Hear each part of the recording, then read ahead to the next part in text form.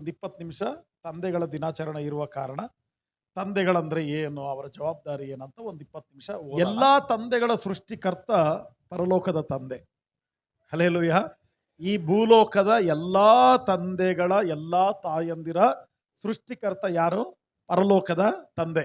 ಅದಕ್ಕೆ ನಾವು ಪ್ರಾರ್ಥನೆ ಮಾಡುವಾಗ ಯೇಸು ಸ್ವಾಮಿ ಕಲಿಸಿಕೊಟ್ಟ ಪ್ರಾರ್ಥನೆಯನ್ನು ನಾವು ಆವಾಗವಾಗ ಮಾಡ್ತೀವಲ್ಲ, ಆ ಪ್ರಾರ್ಥನೆಯಲ್ಲಿ ಏನು ಕಲಿಸಿಕೊಟ್ರು? ಮತ್ತಾಯನ ಸುವಾರ್ತೆ 6ನೇ ಅಧ್ಯಾಯ 10ನೇ ವಾಕ್ಯ ಏನಂತ ಕಲಿಸಿಕೊಟ್ರು? ಪರಲೋಕದಲ್ಲಿರುವ ನಮ್ಮ ತಂದೆಯೇ.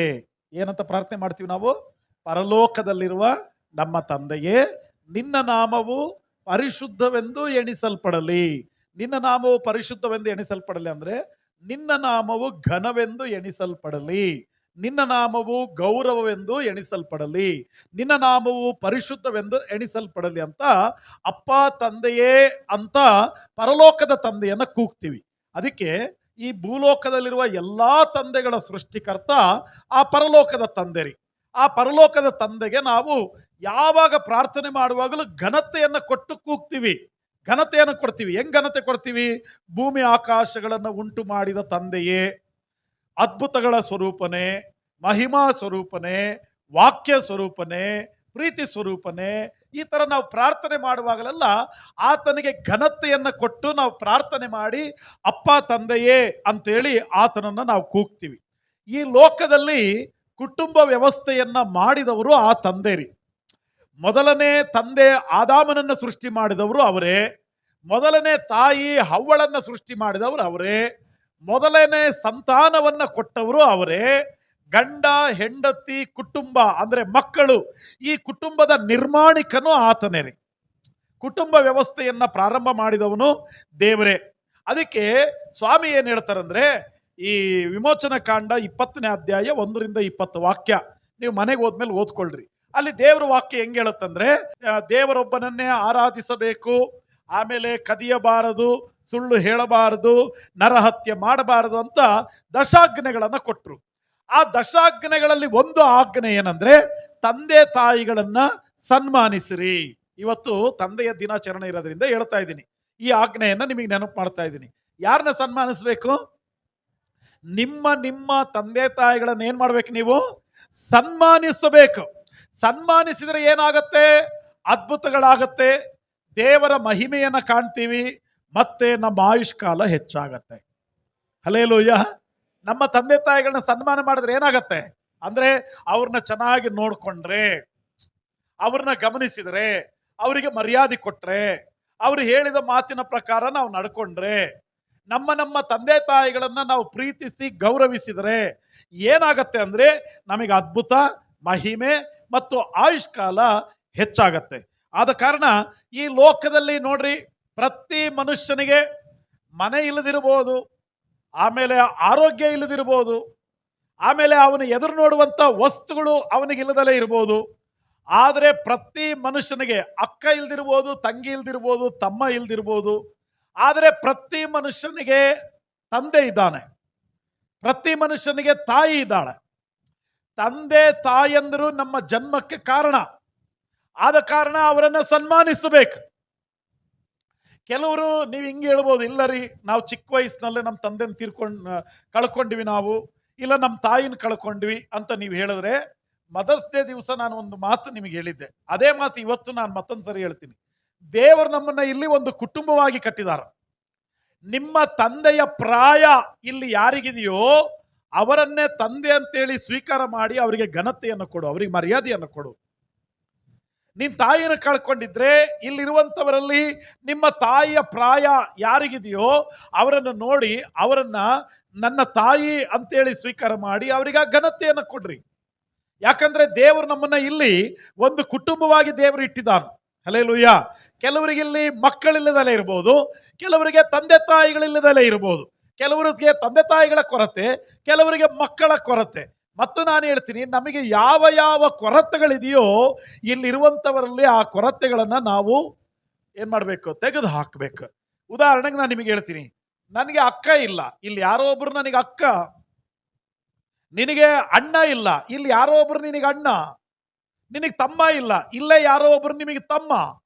ಆ ಥರ ನಿಮ್ಮ ತಂದೆಯನ್ನ ನೀವು ಕಳ್ಕೊಂಡವರಾಗಿದ್ರೆ ಇಲ್ಲಿರುವಂತ ನಿಮ್ಮ ತಂದೆಯ ಪ್ರಾಯದವರನ್ನೋ ಅಥವಾ ನಿಮಗಿಂತ ಹಿರಿಯರನ್ನೋ, ಇಲ್ಲಿಗೆ ನಿಮಗೆ ಮಾರ್ಗದರ್ಶನ ಮಾಡುವವರು, ಇಲ್ಲ ನಿಮಗೆ ಬುದ್ಧಿ ಹೇಳುವವರು, ಜ್ಞಾನ ತಿಳುವಳಿಕೆ ಹೇಳುವವರು, ಕಷ್ಟ ಬಂದಾಗ ಯಾರ ಹತ್ರ ಹೇಳ್ಕೊಳ್ಳಪ್ಪ, ಇವ್ರ ಹತ್ರ ಹೇಳ್ಕೊಳ್ತೀನಿ ನಾನು, ಹೇಳ್ಕೊಂಡ್ರೆ ಚೆನ್ನಾಗಿರುತ್ತೆ ಅಂತ ಯಾರ ಮೇಲೆ ನಿಮಗೆ ಅನ್ಸುತ್ತೋ ಅವರನ್ನ ನಿಮ್ಮ ತಂದೆಯಾಗಿ ನೀವು ಸ್ವೀಕಾರ ಮಾಡಬಹುದು. Hallelujah, hallelujah. ಮೊನ್ನೆ ನನಗೆ ವಾಕ್ಯ ಹೇಳೋಕ್ಕೋಸ್ಕರ ನಿಮ್ದು ಬರಬೇಕು ಅಂತ ಹೇಳಿದರು. ಸರಿ ಅಂತೇಳಿ ನಾನು ವಾಕ್ಯ ಹೇಳೋಕ್ಕೋಸ್ಕರ ನಾನು ಸಿದ್ಧನಾದೆ ಒಂದು ಸಭೆಗೆ. ಅವರು ನನಗೆ ಒಂದು ಫೋಟೋ ಕಳಿಸ್ರಿ ಪಾಸ್ಟ್ರೆ, ನಿಮ್ಮ ಫೋಟೋನ ನಾವು ಪೋಸ್ಟಲ್ಲಿ ಹಾಕಬೇಕು ಅಂತ ಹೇಳಿದರು. ಸರಿ ಅಂತೇಳಿ ನಾನೊಂದು ಫೋಟೋ ಕಳಿಸಿದೆ ರೀ.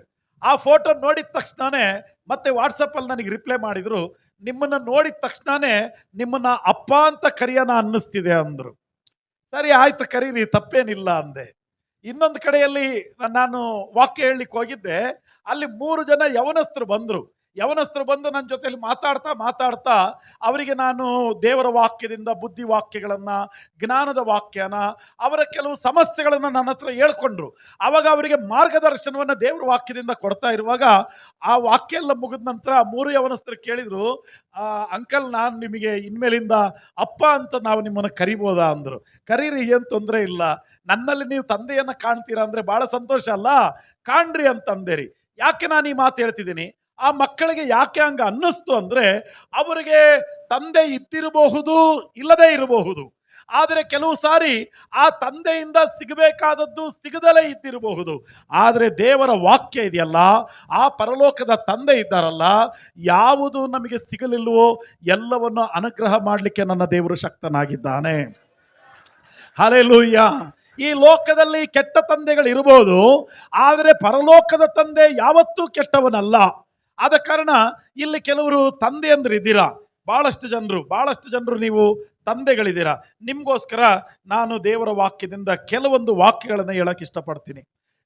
ನಾವು ದೇವರನ್ನ ಘನಪಡಿಸಬೇಕು. ನಾನು ನಿಮ್ಮನ್ನು ಕೇಳ್ತೀನಿ, ಎಷ್ಟು ಜನರು ದೇವರನ್ನ ಘನಪಡಿಸ್ತೀರಾ? ಅಂದ್ರೆ ಎಷ್ಟು ಜನರು ದೇವರಿಗೆ ಮರ್ಯಾದೆ ಕೊಡ್ತೀರಾ, ಗೌರವ ಕೊಡ್ತೀರಾ? ಎಷ್ಟು ಜನರು ದೇವರನ್ನ ಪ್ರೀತಿ ಮಾಡ್ತೀರಾ? ಬಹಳ ಸಂತೋಷ ರೀ, ಬಹಳ ಸಂತೋಷ. ಆದರೆ ಇಲ್ಲೊಂದು ಮಾತು ನಾನು ನಿಮಗೆ ನೆನಪು ಮಾಡ್ತೀನಿ. ಕಣ್ಣಿಗೆ ಕಾಣುವ ತಂದೆಯನ್ನ ಘನಪಡಿಸದೇ ಇದ್ದರೆ ಕಣ್ಣಿಗೆ ಕಾಣದೇ ಇರುವ ಆ ತಂದೆಯನ್ನ ಹೆಂಗೆ ಘನಪಡಿಸ್ತೀಯ? ನೀನು ಆ ತಂದೆಯನ್ನ ನೀನು ಘನಪಡಿಸ್ಬೇಕಂದ್ರೆ ಮೊದಲೇನ್ ಮಾಡಬೇಕು? ಕಣ್ಣಿಗೆ ಕಾಣುವ ತಂದೆಯನ್ನ ನೀನು ಘನಪಡಿಸ್ಬೇಕು. ತಂದೆಯಂದ್ರಿಗಿರುವಂತ ಒಂದು 5 ಜವಾಬ್ದಾರಿಗಳನ್ನು ನಾನು ಹೇಳಿ ಆಮೇಲೆ ನಾನು ಮುಂದಕ್ಕೆ ವಾಕ್ಯ ಭಾಗಕ್ಕೆ ನಾನು ಹೋಗ್ಲಿಕ್ಕೆ ಬಯಸ್ತೀನಿ. ಒಂದು 5 ಜವಾಬ್ದಾರಿಗಳು ಏನ್ ಮಾಡಬೇಕು ತಂದೆಗಳಾದವರು. ಒಂದನೇದು ಪೋಷಿಸಬೇಕು. ನಾನು ನಿಮಗೆ ಒಂದು ಮಾತು ಹೇಳ್ತೀನಿ. ನಾವು ಯಾವ ತರದ ತಂದೆಯಾಗಿರ್ಬೇಕು ಅನ್ಲಿಕ್ಕೆ ಉದಾಹರಣೆ ನನ್ನ ದೇವರು ರೀ. ಪರಲೋಕದ ತಂದೆ ಹೇಗಿದ್ದಾರೋ ಹಾಗೆ ನಾವು ಈ ಲೋಕದಲ್ಲಿ ನಮ್ಮ ಮಕ್ಕಳಿಗೆ ನಾವು ತಂದೆಗಳಾಗಿರ್ಬೇಕು. ಪರಲೋಕದ ತಂದೆ ಏನ್ ಮಾಡಿದ್ರು ಅದನ್ನೇ ನಾವು ಮಾಡಬೇಕು. ಪರಲೋಕದ ತಂದೆ ಏನ್ ಮಾಡಿದ್ರು ಅಂತ ಹೇಳ್ತೀನಿ. ಪರಲೋಕದ ತಂದೆಯು ಇಡೀ ವಿಶ್ವವನ್ನ, ಇಡೀ ಭೂಮಿಯಲ್ಲಿರುವ ಪ್ರತಿ ಮನುಷ್ಯ, ಜೀವಿ, ಜಂತುಗಳನ್ನ ಪರಲೋಕದ ತಂದೆಯು ಪೋಷಿಸ್ತಾ ಇದ್ದಾರೆ. ಏನ್ ಮಾಡ್ತಾ ಇದ್ದಾರೆ? ಪೋಷಣೆ ಮಾಡ್ತಾ ಇದ್ದಾರೆ. ಹಾಗಿದ್ರೆ ತಂದೆಗಳ ಮೊದಲನೇ ಜವಾಬ್ದಾರಿ ನಾವೇನ್ ಮಾಡಬೇಕು? ಪೋಷಣೆ ಮಾಡಬೇಕು. ಮಕ್ಕಳನ್ನ ಪೋಷಿಸಬೇಕು, ಕುಟುಂಬವನ್ನ ಪೋಷಿಸಬೇಕು. 1 ಮಗು ಇದ್ರು, 2 ಮಕ್ಕಳಿದ್ರು, 3 ಮಕ್ಕಳಿದ್ರು, 5 ಮಕ್ಕಳಿದ್ರು, 10 ಮಕ್ಕಳಿದ್ರು, ಏನ್ ಮಾಡಬೇಕು? ಪೋಷಿಸಬೇಕು. ಅದು ಪ್ರತಿಯೊಬ್ಬ ತಂದೆಯ ಜವಾಬ್ದಾರಿ ರೀ. ಎರಡನೇ ಮಾತು, ಪ್ರತಿ ತಂದೆಯು, ಪರಲೋಕದ ತಂದೆ ಏನ್ ಮಾಡಿದ್ರಂದ್ರೆ, ಪರಲೋಕದ ತಂದೆ ನಮ್ಮನ್ನ ಸಂರಕ್ಷಣೆ ಮಾಡಿದ್ರು. ಏನ್ ಮಾಡಿದ್ರು? ಸಂರಕ್ಷಣೆ ಮಾಡಿದ್ರು. ಕಾಯಿಲೆಗಳಿದ್ದಾಗ, ಸಾಲಗಳಿದ್ದಾಗ, ಸಮಸ್ಯೆಗಳಲ್ಲಿದ್ದಾಗ, ಇಕ್ಕಟ್ಟುಗಳಲ್ಲಿದ್ದಾಗ, ಹೇಳಿಕೊಳ್ಳಲಾರದೆ ಇರುವಂತ ನೋವುಗಳಲ್ಲಿದ್ದಾಗ ಸರ್ವೇಶ್ವರನಾದ ದೇವರು ನಮ್ಮನ್ನ ಸಂರಕ್ಷಿಸಿದರು.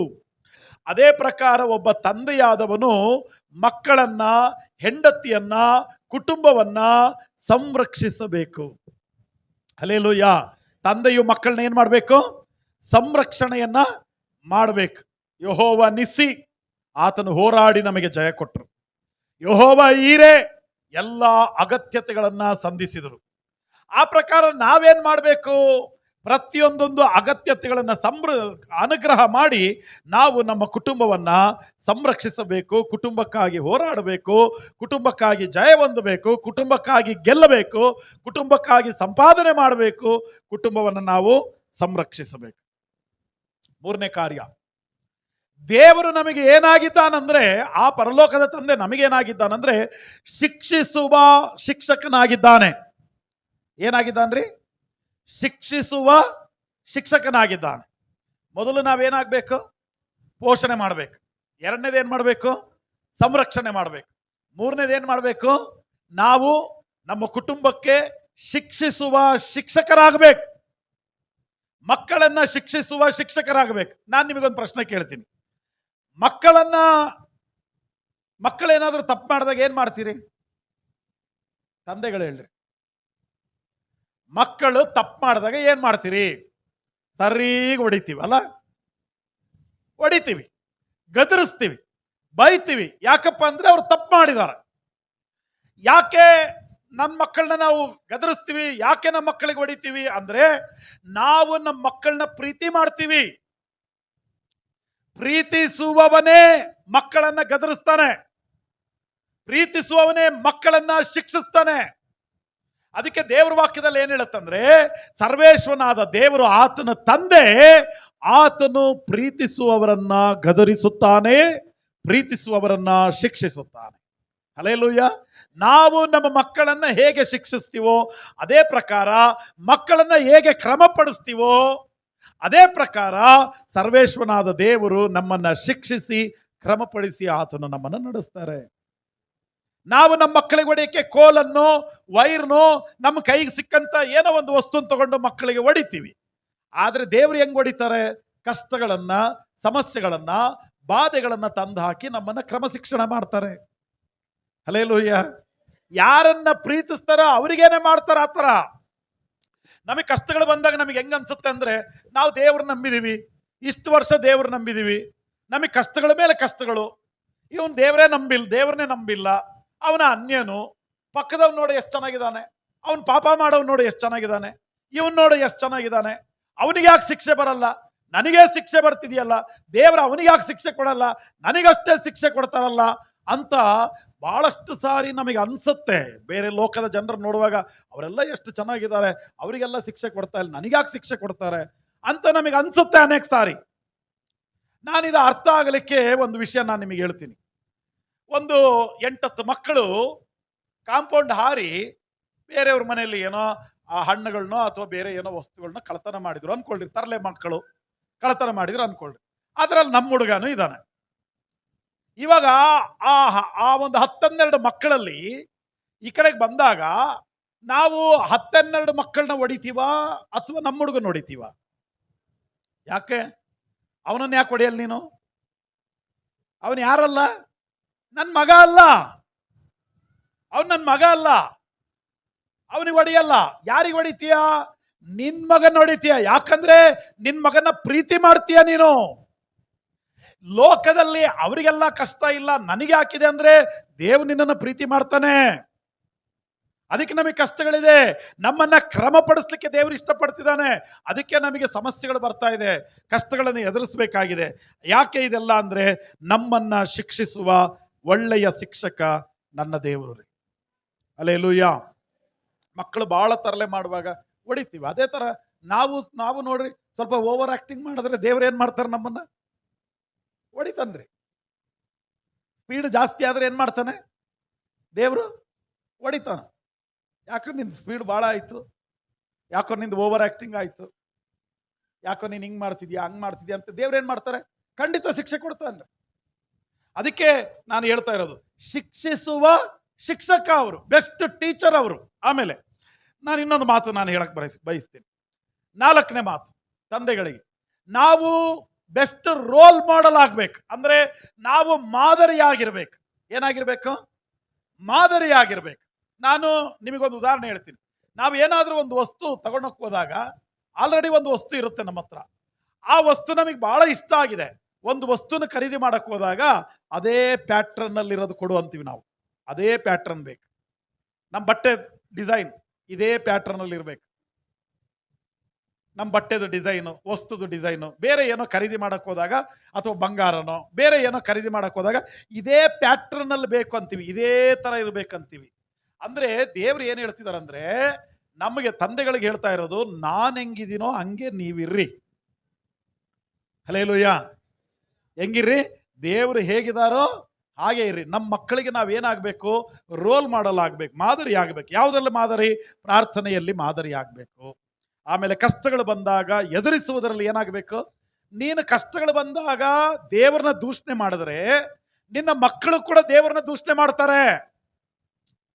ನಾನ್ ನಿಮಗೆ ಒಂದು ಮಾತು ಹೇಳ, ನಿಮ್ಮ ಮಕ್ಕಳು ದೊಡ್ಡವರಿರ್ಲಿ ಚಿಕ್ಕವರಿರ್ಲಿ, ಅವರ ಎದುರುಗಡೆ ಮೂರನೇ ಅವರ ಬಗ್ಗೆ ಕಡಿಮೆಯಾಗಿ ಮಾತಾಡಬೇಡ್ರಿ.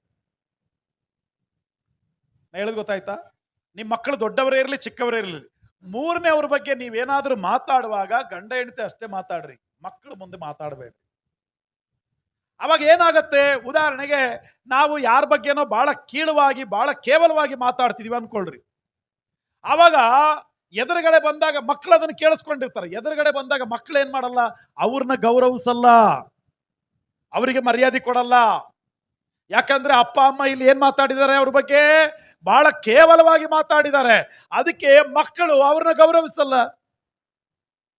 ಮೂರನೇ ಅವ್ರ ಬಗ್ಗೆ ಮಾತಾಡುವಾಗ, ಅದಕ್ಕೆ ನಾನು ಹೇಳ್ತಿದ್ದೀನಿ, ಮೂರನೇ ಅವ್ರ ಬಗ್ಗೆ ನೀವು ಮಾತಾಡುವಾಗ ಬಹಳ ಎಚ್ಚರದಿಂದ ಮಾತಾಡ್ರಿ, ಮಕ್ಕಳ ಮುಂದೆ ಮಾತಾಡಬೇಡ್ರಿ, ಮಾದರಿಯಾಗಿರ್ಬೇಕು. ಕಷ್ಟಗಳನ್ನ ನೀನು ಎದುರಿಸಿದ್ರೆ ನಿಮ್ಮ ಮಕ್ಕಳು ಕಷ್ಟಗಳನ್ನ ಎದುರಿಸ್ತಾರೆ. ನೀವು ತಪ್ಪಾಗಿ ಮಾತಾಡಿದ್ರೆ ಮಕ್ಕಳು ತಪ್ಪು ದಾರಿಯಲ್ಲಿ ನಡೀತಾರೆ. ನೀವು ತಪ್ಪಾಗಿ ಆಲೋಚನೆ ಮಾಡಿದ್ರೆ ಮಕ್ಕಳು ತಪ್ಪಾದ ಆಲೋಚನೆ ಮಾಡ್ತಾರೆ. ಆಮೇಲೆ ಏನ್ ಮಾಡ್ರಿ? ಪ್ರೀತಿಯಿಂದ ಜೀವಿಸ್ರಿ, ಪ್ರೀತಿಯಿಂದ ಜೀವಿಸ್ರಿ. ಮಕ್ಕಳು ಅವಾಗ ಬಹಳ ಪ್ರೀತಿಯಿಂದ ಜೀವಿಸ್ತಾರೆ. ಆಮೇಲೆ ಪ್ರಯಾಸ ಪಡ್ರಿ, ದೇವರ ಸೇವೆಗಾಗಿ ಸಭೆಗಾಗಿ ಪ್ರಯಾಸ ಪಡ್ರಿ. ಮಕ್ಕಳು ಪ್ರಯಾಸ ಪಡುವುದನ್ನ ಕಲಿತಾರೆ. ಹಲ್ಲೆಲೂಯಾ. ಸರಿ, ಐದನೇ ವಿಷಯ ಹೇಳ್ತೀನಿ. ಐದನೇದು ಏನು? ತಂದೆಗಳು ನಾವು ಏನಾಗ್ಬೇಕಂದ್ರೆ ಯಾಜಕರಾಗ್ಬೇಕು. ತಂದೆಗಳೇನಾಗ್ಬೇಕು? ಸ್ವಲ್ಪ ಜೋರಾಗಿ ಹೇಳ್ರಿ. ಏನಾಗ್ಬೇಕು? ತಂದೆಗಳು ಯಾಜಕರಾಗ್ಬೇಕು. ಮೊದಲನೇದು, ತಂದೆಗಳು ಏನ್ ಮಾಡ್ಬೇಕು? ಪೋಷಕರಾಗ್ಬೇಕು. ಎರಡನೇದು ಸಂರಕ್ಷಕರಾಗ್ಬೇಕು. ಮೂರನೇದು ಶಿಕ್ಷಕರಾಗ್ಬೇಕು. ನಾಲ್ಕನೇದು ಮಾದರಿ ಆಗ್ಬೇಕು. ಐದನೇದು ಏನಾಗ್ಬೇಕು? ಯಾಜಕರಾಗಬೇಕು. ಯಾಜಕರಾಗಬೇಕಂದ್ರೆ ಏನು? ಯಾಜಕರು 3 ಕೆಲಸ ಮಾಡ್ತಾರೆ. ಒಂದು, ಪ್ರಾರ್ಥನೆ ಮಾಡ್ತಾರೆ. ಎರಡನೇದು ತಿದ್ದುತ್ತಾರೆ. ಮೂರನೇದು ಬೋಧನೆ ಮಾಡ್ತಾರೆ, ಉಪದೇಶ ಮಾಡ್ತಾರೆ. ಇವಾಗ ನಾವು ಪ್ರಾರ್ಥನೆ ಮಾಡ್ತೀವಿ, ಆಯ್ತು. ತಿದ್ದುತ್ತೀವಿ, ಆಯ್ತು. ಉಪದೇಶ ಮಾಡ್ತೀವ ಮಕ್ಕಳಿಗೆ? ನಾನು ಮತ್ತೆ ಹೇಳ್ತೀನಿ, ಮಕ್ಕಳು ದೊಡ್ಡವರೇ ಇರಲಿ ಚಿಕ್ಕವರೇ ಇರಲಿ, ಮಕ್ಕಳಿಗೆ ಏನ್ ಮಾಡಬೇಕು? ಉಪದೇಶ ಮಾಡಬೇಕು. ಉಪದೇಶ ಮಾಡ್ಬೇಕಂದ್ರೆ ಇವಾಗ ಪಾಸ್ಟರ್ ಹೇಳಿದ್ದಾರೆ, ಮುಂದಿನ ಭಾನುವಾರದಿಂದ ನಾನು ಉಪದೇಶ ಮಾಡ್ತೀನಿ ಬಾರಪ್ಪ ಅಂತೇಳಿ ಎದುರುಗಡೆ ಕುರ್ಚಿ ಹಾಕೊಂಡು ಬೈಬಲ್ ತೆಗೆದು ನಾನೊಂದು ಗಂಟೆ ಹೇಳೋ ತರ ನೀನೊಂದು ಗಂಟೆ ಹೇಳೋ ಪ್ರಯತ್ನ ಮಾಡಬೇಡ. ಆ ಉಪದೇಶ ಅಲ್ಲ ನಾನು ಹೇಳ್ತಾ ಇರೋದು. ಪಾಸ್ಟರ್ ಬೇರೆ, ಯಾಜಕ ಅಂತ ಹೇಳ್ಬಿಟ್ಟಿದ್ದಾರೆ. ಯಾಜಕರಂದ್ರೆ ಏನ್ ಗೊತ್ತಾ? ಕನ್ನಡದಲ್ಲಿ ಇವಾಗಿನ ಭಾಷೆಯಲ್ಲಿ ಹೇಳ್ಬೇಕಂದ್ರೆ ಯಾಜಕ ಅಂದ್ರೆ ಪಾಸ್ಟರ್ ಅಂತ. ನಾನು ಸಭೆಗೆ ಪಾಸ್ಟರ್ ಆದ್ರೆ ನೀನು ನಿನ್ನ ಮನೆಗೆ ಪಾಸ್ಟ್ರು. ನಾನು ಸಭೆಗೆ ಪಾಸ್ಟರ್ ಆದ್ರೆ ನೀನ್ ಯಾರು? ನಿಮ್ಮ ಮನೆಗೆ ಪಾಸ್ಟರ್ ಆಗಬೇಕು. ನಾನಿಲ್ಲಿ ಕಳತನ ಮಾಡೋದು ಕಲಿಸ್ತಾ ಇಲ್ಲ ರೀ, ವ್ಯಭಿಚಾರ ಮಾಡೋದು ಕಲಿಸ್ತಾ ಇಲ್ಲ, ಕೆಟ್ಟ ನೋಟದಲ್ಲಿ ನೋಡ್ರಿ ಅಂತ ನಾನು ಕಲಿಸ್ತಾ ಇಲ್ಲ, ಜೇಬಲ್ಲಿ ದುಡ್ಡು ಹೊಡಿರಿ ಅಂತ ಹೇಳಿ ಕಲಿಸ್ತಾ ಇಲ್ಲ. ನಾನು ಕಲಿಸ್ತಾ ಇರುವ ಸಂಗತಿ, ದೇವರಿಗೆ ಭಯಪಟ್ಟವರಾಗಿ ನಿಮ್ಮ ಆತ್ಮಿಕವಾದ ಜೀವಿತದಲ್ಲಿ ಒಳ್ಳೆಯತನದಲ್ಲಿ ನಡ್ಕೊಳ್ರಿ ಅಂತ. ಈಗ ನೀನು ನಿನ್ನ ಮಕ್ಕಳಿಗೆ ಕಲಿಸ್ಬೇಕಾದದ್ದೇನು? ಉತ್ತಮವಾದ ಉಪದೇಶವನ್ನು ಕೊಟ್ಟು ತಿದ್ದು ಮಾಡಿ ಕ್ರಮಪಡಿಸಿ ನಡೆಸುವಂತ ಉಪದೇಶವನ್ನು ನೀನು ಕೊಡಬೇಕು. ನಿನ್ನ ಕುಟುಂಬಕ್ಕೆ ನೀನು ಪಾಸ್ಟರ್ ಆಗ್ಬೇಕು. ಇದೀರಾ? ಹಲ್ಲೆಲೂಯಾ. ನಾನು 5 ವಿಷಯ ಹೇಳ್ತೀರಾ? ನಾನು ನಿಲ್ಲಿಸ್ತೀನಿ. ಮೊದಲನೇದು ಏನ್ ಮಾಡಬೇಕು? ಪೋಷಕರಾಗಬೇಕು. ಎರಡನೇದು ಸಂರಕ್ಷಕರಾಗಬೇಕು. ಮೂರನೇದು ಶಿಕ್ಷಕರಾಗಬೇಕು. ನಾಲ್ಕನೇದು ಮಾದರಿ ಆಗ್ಬೇಕು. ಐದನೇದು ಏನಾಗಬೇಕು? ಯಾಜಕರಾಗಬೇಕು. ನಿಮ್ಮ ಕುಟುಂಬಕ್ಕೆ ನೀವೇ ಪಾಸ್ಟರ್ಗಳಾಗಿರಬೇಕು. ಒಳ್ಳೆ ಉಪದೇಶ ಕೊಟ್ಟು ಒಳ್ಳೆ ರೀತಿಯಲ್ಲಿ ಒಳ್ಳೆ ಜವಾಬ್ದಾರಿಯಲ್ಲಿ ನೀವು ನಡ್ಕೊಳ್ಬೇಕು. ನಿಮ್ಮ ಜವಾಬ್ದಾರಿಗೆ ಕೊಟ್ಟಂತ ಎಲ್ಲ ಕಾರ್ಯಗಳನ್ನ ಕಾಪಾಡಿಕೊಳ್ಬೇಕು. ತಂದೆದು ರೋಲ್ ಬಹಳ ಇಂಪಾರ್ಟೆಂಟ್ ರೋಲ್ ಹೇಳ್ತೀನಿ. ನಿಮ್ಮ ಜವಾಬ್ದಾರಿಗೆ, ನಿಮ್ಮ ಕೈಗೆ ದೇವರು ಏನೆಲ್ಲ ಕೊಟ್ಟಿದಾರೋ ಅದನ್ನು ಹುಷಾರಾಗಿ ಕಾಪಾಡಬೇಕು. ಅದು ವಸ್ತು ಆಗಿರಲಿ, ಮನುಷ್ಯರಾಗಿರಲಿ, ಬೇರೆ ಯಾವ ಜವಾಬ್ದಾರಿಗಳಾಗಲಿ, ನಿಮ್ಮ ಕೈಗಳಿಗೆ ದೇವರು ಒಂದೊಂದು ಜವಾಬ್ದಾರಿಯನ್ನು ಕೊಟ್ಟಿದ್ದಾರೆ. ನಿಮ್ಮ ಮಕ್ಕಳು ನಿಮ್ಮ ಕೈಯಲ್ಲಿರುವ ಜವಾಬ್ದಾರಿ, ನಿನ್ನ ಹೆಂಡತಿ ನಿನ್ನ ಕೈಯಲ್ಲಿರುವ ಜವಾಬ್ದಾರಿ, ನಿನ್ನ ಕುಟುಂಬ ನಿನ್ನ ಕೈಯಲ್ಲಿರುವ ಜವಾಬ್ದಾರಿ, ದೇವರು ನಿನಗೆ ಕೊಟ್ಟ ವಸ್ತು ನಿನ್ನ ಕೈಯಲ್ಲಿರುವ ಜವಾಬ್ದಾರಿ, ದೇವರು ನಿನಗೆ ಕೊಟ್ಟಂತ ಆದಾಯ ನಿನಗಿರುವ ಜವಾಬ್ದಾರಿ, ದೇವರು ನಿನ್ನನ್ನು ಪ್ರೀತಿಸಿ ಕೊಟ್ಟಂತ ಉದ್ಯೋಗ ನಿನ್ನ ಜವಾಬ್ದಾರಿ, ದೇವರು ನಿನ್ನನ್ನು ಪ್ರೀತಿಸಿ ಕೊಟ್ಟಂತ ಎಲ್ಲ ವಸ್ತುಗಳು, ಎಲ್ಲ ಕನಿಕರ, ಎಲ್ಲ ದಯೆ, ಅದು ಯಾರ ಜವಾಬ್ದಾರಿ? ನಮ್ಮ ಜವಾಬ್ದಾರಿ. 128ನೇ ಕೀರ್ತನೆಯಲ್ಲಿ 1-2 ವಾಕ್ಯಗಳನ್ನ ನಾನು ಕಳೆದ ಸಾರಿ ಹೇಳುವಾಗ, ಕುಟುಂಬದ ಬಗ್ಗೆ ಹೇಳುವಾಗ ನಾನು ನಿಮಗೊಂದು ಮಾತು ಹೇಳಿದೆ. ನಿನ್ನ ಕಷ್ಟಾರ್ಜಿತವನ್ನು ನೀನೇ ಅನುಭವಿಸುವಿ. ದೇವರು ನಿನಗೇನಾದರೂ ಒಂದು ವಸ್ತುವನ್ನ ಖರೀದಿ ಮಾಡಕ್ಕೆ ಶಕ್ತಿ ಕೊಟ್ಟಿದ್ದಾರೆ ಅಂದ್ರೆ ಆ ನಿನ್ನ ಜವಾಬ್ದಾರಿಯ ವಸ್ತುವನ್ನ ನೀನೇ ಕಾಪಾಡಬೇಕು. ನಿನ್ನ ಏನೋ ಮಕ್ಕಳನ್ನ ದೇವರು ನಿನಗೆ ಕೊಟ್ಟಿದ್ದಾರೆ ಅಂದ್ರೆ ಆ ಮಕ್ಕಳನ್ನ ಏನು ಮಾಡಬೇಕು? ನಿನ್ನ ಕೈಗಳ ಜವಾಬ್ದಾರಿ ಅದು. ಅರ್ಥ ಆಗಿದೆಯಾ? ಅದನ್ನ ನೀವೇನ್ ಮಾಡಬೇಕು? ಕಾಪಾಡಿಕೊಳ್ಬೇಕು. ನಾನು ನಿಮಗೆ ಹೇಳ್ತೀನಿ ರೀ, ಪ್ರತಿ ತಂದೆಗಳಿಗೆ ನಾನು ಹೇಳ್ತೀನಿ, ತಾಯಂದರು ಕಾಣುವ ಪ್ರಯಾಸ ಪಟ್ಟರೆ ತಂದೆಗಳು ಕಾಣದೇ ಇರುವ ಪ್ರಯಾಸವನ್ನು ಪಡ್ತಾರೆ. ಇಲ್ಲಿ ತಾಯಿ ಹೆಚ್ಚು ತಂದೆ ಕಡಿಮೆ, ತಂದೆ ಹೆಚ್ಚು ತಾಯಿ ಕಡಿಮೆ ಅಂತ ಏನಿಲ್ಲ. ತಂದೆ ತಾಯಿಗಳಿಬ್ಬರ ಪಾತ್ರದಿಂದ ಮಕ್ಕಳಿಗೆ ಒಳ್ಳೆ ಜೀವನ ಸಿಗತ್ತೆ. ಹಲ್ಲೆಲೂಯಾ. ಇಲ್ಲಿ ಇಬ್ಬರು ಕೂಡ ಬಹಳ ಮುಖ್ಯ. ತಾಯಿ ಕಾಣುವ ಪ್ರಯಾಸ ಪಟ್ಟರೆ ಅಂದ್ರೆ 9 ತಿಂಗಳು ಕಷ್ಟಪಟ್ಟು ಮಗುವಿಗೆ ಜನ್ಮ ಕೊಟ್ಟು ಆ ನೋವು, ಆ ಯಾತನೆಯನ್ನ ಅನುಭವಿಸಿ ಆ ಮಗುವಿಗೊಂದು ಜನ್ಮ ಕೊಡ್ತಾಳ ತಾಯಿ. ಆದ್ರೆ ತಂದೆ ಏನ್ ಮಾಡ್ತಾನೆ? ಸಾಯುವ ತನಕ ಆ ಮಕ್ಕಳನ್ನ ಹೆಗಲ ಮೇಲೆ ಇಟ್ಕೊಂಡು ಸಾಕಬೇಕು, ಅದನ್ನ ಪೋಷಿಸಬೇಕು, ದುಡಿಬೇಕು, ಸಂಪಾದನೆ ಮಾಡಬೇಕು, ಕುಟುಂಬದ ಜವಾಬ್ದಾರಿಯನ್ನು ನೋಡಬೇಕು. ಅದಕ್ಕೆ ಇದು ಯಾರ ಕಣ್ಣಿಗೂ ಕಾಣಲ್ಲ. ಕಾಣುವ ಪ್ರಯಾಸವನ್ನ ತಾಯಿ ಪಟ್ರೆ ಕಾಣದಿರುವ ಪ್ರಯಾಸವನ್ನ ತಂದೆ ಪಡ್ತಾನೆ. ಇಬ್ಬರು ಕೂಡ ಮುಖ್ಯ. ಆದ್ರೆ ಇಲ್ಲಿ ತಂದೆಗೆ ನಾನು ಯಾಕೆ ಹೇಳ್ತಾ ಇದ್ದೀನಿ ಅಂದ್ರೆ, ಅನೇಕ ಜವಾಬ್ದಾರಿಗಳನ್ನು ದೇವರು ತಂದೆ ಕೈಗೆ ಕೊಟ್ಟಿದ್ದಾರೆ. ಅದನ್ನ ಪೋಷಿಸುವ ಜವಾಬ್ದಾರಿ ನಮ್ದು. ಯಾಕಂದ್ರೆ ಒಂದ್ ದಿವಸ ದೇವರು ಲೆಕ್ಕ ಯಾರಿಗೆ ಕೇಳ್ತಾನೆ ಅಂದ್ರೆ ತಾಯಿ ಕೇಳಲ್ಲ, ತಂದೆ ಕೇಳ್ತಾನೆ. ನಿನಗೆ ಮಕ್ಕಳು ಕೊಟ್ಟಿದ್ನಲ್ಲ, ಏನ್ ಮಾಡ್ದಿ, ಹೆಂಗ್ ಸಾಕಿದೆ, ಹೆಂಗ್ ಸಲುಹಿದೆ, ನಾನ್ ನಿನಗಿಂತ ವಸ್ತು ಕೊಟ್ಟಿದ್ನಲ್ಲ ಕಾಪಾಡಿದ್ಯಾ, ನಿನಗಿಂಗ ಆದಾಯ ಕೊಟ್ಟಿದ್ನಲ್ಲ ಏನ್ ಮಾಡ್ದೆ, ನಿನಗೆ ಉದ್ಯೋಗ ಕೊಟ್ಟಿದ್ನಲ್ಲ ಏನ್ ಮಾಡ್ದೆ, ನಿನ್ ಜೀವಿತ ಹೆಂಗಿಟ್ಕೊಂಡಿದ್ಯಾ, ನಿನ್ನ ಕುಟುಂಬನ ಹೆಂಗಿಟ್ಕೊಂಡಿದ್ಯಾ, ನಿನ್ನ ಮಕ್ಕಳನ್ನ ಹೆಂಗಿಟ್ಕೊಂಡಿದ್ಯಾ, ಹೆಂಗ್ ನಡೆಸಿದ್ಯಾ, ನಿನ್ನನ್ನು ಕೇಳ್ತಾರೆ. ತಂದೆಯಾದವನನ್ನ ದೇವರು ಕೇಳ್ತಾರೆ. ಹಣ್ಣು ತಿಂದಿದ್ಯಾರು? ಕೇಳಿದ್ಯಾರಿಗೆ? ಆದಾಮನಿಗೆ ಯಾಕೆ ಕೇಳ್ದ? ಜವಾಬ್ದಾರಿ ಮನುಷ್ಯ ಅವನು. ಎಲ್ಲ ಜವಾಬ್ದಾರಿ ಆದಾಮನ ಕೈಯಲ್ಲಿ ಕೊಡಲ್ಪಟ್ಟಿತ್ತು. ಅದಕ್ಕೆ ಯಾಕಪ್ಪ ಆದಾಮ ಯಾಕೆ ಹಿಂಗ್ ಮಾಡಿದೆ? ನಿನಗೆ ಬುದ್ಧಿ ಇಲ್ಲ, ನಿನಗೆ ತಿಳುವಳಿಕೆ ಇಲ್ಲ, ನಿನಗೆ ಜವಾಬ್ದಾರಿ ಕೊಟ್ಟಿದ್ನಲ್ಲ, ನೀನು ಗ್ರಹಿಸ್ಲಿಲ್ಲ, ಬೇಡ ಅಂತ ಹೇಳಕ್ಕಾಗ್ಲಿಲ್ಲ, ಅದನ್ನು ತಡೆಯಕ್ಕಾಗ್ಲಿಲ್ವಾ, ಯಾಕೆ ಹಿಂಗ್ ಮಾಡಿದೆ ನೀನು ಅಂತ ಆದಾಮನಿಗೆ ಕೇಳಿದ್ರು, ಹವಳಿಗೆ ಕೇಳಲಿಲ್ಲ. ಅದಕ್ಕೆ ಕುಟುಂಬದ ಪ್ರತಿ ಯಜಮಾನನಿಗೆ ನಾನು ಹೇಳುವ ಸಂಗತಿ ಏನಂದ್ರೆ, ಎಲ್ಲಾ ಜವಾಬ್ದಾರಿಗಳು ನಿನ್ನ ಕೈ ಕೊಡಲ್ಪಟ್ಟಿದೆ. ಯಾರ ಕೈಗೆ ಜವಾಬ್ದಾರಿ ಕೊಡಲ್ಪಟ್ಟಿದೆಯೋ ಅವನನ್ನೇ ದೇವರು ಪ್ರಶ್ನೆ ಮಾಡಿ ಕೇಳ್ತಾರೆ. ಅದಕ್ಕೆ ಎಚ್ಚರವಾಗಿದ್ದು ನಿನ್ನ ಕುಟುಂಬದ ವಿಷಯದಲ್ಲಿ ಪ್ರಾರ್ಥಿಸುತ್ತಾ ಒಬ್ಬ ಒಳ್ಳೆ ತಂದೆಯಾಗಿ, ಮಕ್ಕಳಿಗೆ ಒಬ್ಬ ಒಳ್ಳೆ ತಂದೆಯಾಗಿ, ಹೆಂಡತಿಗೆ ಒಬ್ಬ ಒಳ್ಳೆ ಗಂಡನಾಗಿ ಜೀವಿಸು. ದೇವರು ನಿಮ್ಮನ್ನ ಅಧಿಕವಾಗಿ ಆಶೀರ್ವಾದ ಮಾಡಲಿ.